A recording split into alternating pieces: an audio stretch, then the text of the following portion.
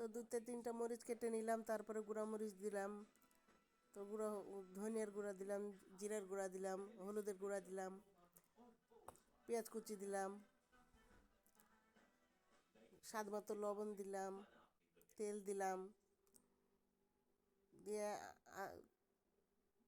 পেঁয়াজগুলোকে মাখিয়ে নিব।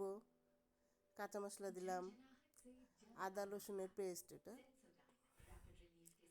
তো মশলাগুলো ভালো করে মিশাতে হবে, মিশানোর পরে মাছ দিয়ে দিব।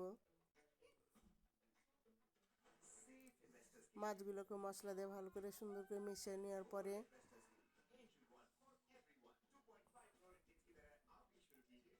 মিশিয়ে নিলাম ভালো করে।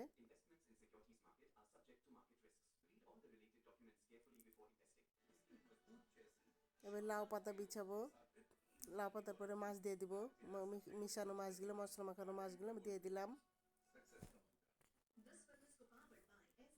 এবার মুচড়িয়ে সুন্দর করে সুতা দিয়ে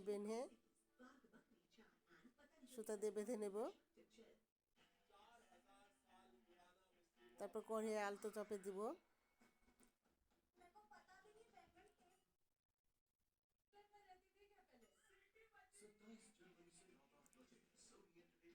এদিক ওদিক উল্টে দিব।